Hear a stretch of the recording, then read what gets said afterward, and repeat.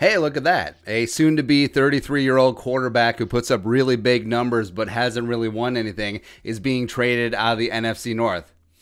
No, not Kirk Cousins. It's reported that the Detroit Lions and longtime quarterback Matthew Stafford will socially distance this offseason from each other. A new regime, new GM Brad Holmes, as well as new head coach Dan Campbell. Y'all.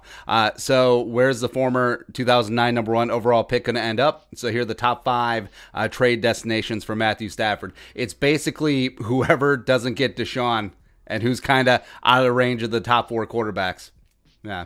So a couple logistical items. Stafford is going to be 33 years young. I think he does have a couple of good years left in him. 2, he's going to be doing $9.5 million base salary in 2021, but will likely want a new deal wherever he lands. Yeah. And 3, the Lions sort of killed their leverage with this leaking out, basically announcing that, he's not going to be back under any circumstances because your greatest leverage is walking away from the negotiating table. Now, maybe there will be a mini bidding war. I don't think it'll get too insane. Like, I don't see a team giving up 2 1s for Matthew Stafford at his age. But, I don't know, 2nd and 3rd rounder, maybe a single late first rounder, depending on the team. It's possible. But they will definitely be in on quarterback since the Lions do hold the number 7 overall pick. No pants for Trey Lance? It would hurt. It would hurt so much. So, trade destination numero 1 for Matthew Stafford, the Colts. I mean, the Colts make the most sense, and it would be an ideal spot. So, Rivers retired. Jabroni Brisket is a free agent. They got Jacob Eason as a 4th-round pick, but and this team did have 11 wins. They did make the playoffs, so they're revved up, ready to go. Chris Ballard, never afraid to make big moves. Does have the number 21 overall pick, but I think that is plenty to secure Stafford. Plus, I think that if the Eagles do trade Carson Wentz, even though that does make the most sense with him and given his youth as well as his ceiling, plus his history with Frank Reich, I think it's going to cost a little bit more than that. But Stafford may see this as appealing, as, okay, we get to work with Frank Reich, great offensive line, minus Anthony Costanza, who retired. You get to hand off to Jonathan Taylor Thomas, throw it to Pittman. T.Y. Hilton, unfortunately, probably is going to leave it as a free agent. So, number 2, trade destination for Matthew Stafford, the Denver Broncos. So new GM George Payton is in power. He did not draft Drew Lock. And Elway, even though he's going to be hands-off, okay, he's always been looking for the next Elway, and so is he going to take another shot on a big, strong-arm guy who is gritty-gutty, just like Elway used to be in Matthew Stafford? Yeah, maybe respect. They do have the number 9 overall pick. I think that's a little bit too rich. Maybe they send their high 2nd-round pick to Detroit for Stafford services. Denver is relatively appealing, where they got Shermer as offensive coordinator. They got Cortland Sutton coming back from injury. You got Jerry Jeudy. You got KJ Hamler. You got Noah Fant as weapons. You got Garrett Bowles watching your ass. It's not bad. Number 3, trade destination for Matthew Stafford, the New England Patriots. Dun, dun, dun. So the Patriots could and should be looking for a new quarterback. The Cam Newton experiment didn't work out. They missed the playoffs, but it's still Belichick. And yes, Stafford does get to work with Belichick but of the top 5 options on this list, frankly, I think the Patriots have the least talent, especially at the skill positions. It's very You got Jacoby Myers, and who else you got? Patriots do have the number 15 overall pick. I mean, is that relatively fair? I think that could be the ceiling of what they could potentially get in a trade for Stafford. And Matt Patricia is going to be back on the Patriots staff in whatever capacity, probably defensive coordinator or linebackers coach. And he was the head coach of the Lions the last 3 years. It does seem like he and Stafford had like at least a cordial professional relationship. I don't think there's any major friction there that could be a deal breaker, even though they won't have to deal with each other. Do get to work with Josh McDaniels on the offensive side of the ball. So next up, trade destination number 4 for Matthew Stafford, Pittsburgh Steelers, baby. Yeah. So if and when Big Ben retires, and frankly, I think he should. The Steelers do have the number 24 overall pick. I think that would be relatively fair to ship to the Motor City for Matthew Stafford. Gets to work with Tomlin. Matt Canada has been elevated. He's the new offensive coordinator. Offensive line, kind of So Villanueva, the left tackle, probably leaving a free agency. Pouncey and DeCastro are old.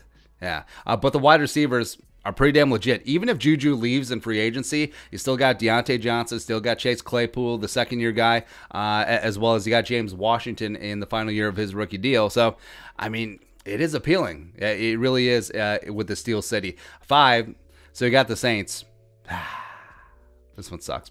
This one sucks because I think that this would give Matthew Stafford the best chance to do some things in the postseason. So the Saints have the number 28 overall pick, Sean Payton and Kamara and Michael Thomas if he stays around and stop being such a pain in the ass. And also you can be replaced every 6 plays by Taysom Hill. Great. Now, this one is sort of unlikely because they're in deep doo-doo with the salary cap, but of course, even if you are $95 million over the projected 2021 cap, they could potentially make something happen. Others, Niners. Now, everyone lists the Niners, and yes, Shanahan and John Lynch could and should be in the market for a new quarterback, but stylistically, I don't know. I just don't see Stafford and Shanahan meshing. Plus, he's certainly not a long-term solution. Even the Niners may still see themselves as a Super Bowl contending team. Also, the Bears. I think it's unlikely that they'll trade him in division, even though it's been done before. Like when the Eagles dumped Donovan McNabb to Washington, they're just like, here you go. Yeah, and the Washington gave him like a $100 million contract. But yeah, the Bears, if they don't re-sign with Trubisky, and obviously they know what Stafford's capable of. They played him twice a year since 2009. So that one would actually annoy me because I actually think that he could have success in Chicago. Rams is a spot. I don't know if they're sold on Jared Goff. I certainly do not think that they are. If they can get out from underneath Goff's contract, maybe that's a spot. But the Rams also don't have a first-round pick because of the Jalen Ramsey trade. Texans, but I think if the Texans trade Deshaun, they're not going to bring in a veteran stopgap like Matthew Stafford because they're going to be a long way from contending, a long, long way. So I think that they would be preferring a young quarterback in that full teardown rebuild.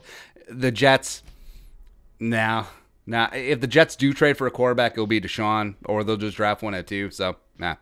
Raiders, the Raiders. Derek Carr, no. Mariota, maybe. The Dolphins. So Fitzmagic might leave in free agency. They do have Tua. They do have a significant draft capital. Stafford's definitely not worth the number 3 overall pick, but is he worth the 18? Possibly. Everyone lists Washington, except Taylor Heineke is going to get that job. Like if Alex Smith retires, which I think he's leaning towards, Taylor Heineke is going to get that job because he has history with Rivera. He's been with Scott Turner since Minnesota to Carolina, now in Washington. He's going to get that gig. So don't count it out. And then lastly, wild card, Cowboys. Dallas Cowboys, because Dak is a free agent. They may not tag him a second year in a row. They may not give him his big extension. Matthew Stafford played his high school ball in the Dallas area, so why not go get him? Why not go get some? He can't wear number 9. He may have to go back to number 7, which he wore at Georgia, so nah. But frankly, I've always liked and respected Matthew Stafford. I think he's been very good, just never really got it done in the playoffs. I think he puts up monster stats, but he is tough. He is courageous. I do respect his game a lot. Still has the arm. I still think he has a couple of good years left in him. I just hope it's not in the NFC. No. Deuces, get out of here. Go to Pittsburgh. Yeah. But your thoughts, where's Matthew Stafford going to land? Let us know in the comment section below. Subscribe for daily Vikings takes. Want to support that work? Post on the Venmo. But until next time, Skull Production Value.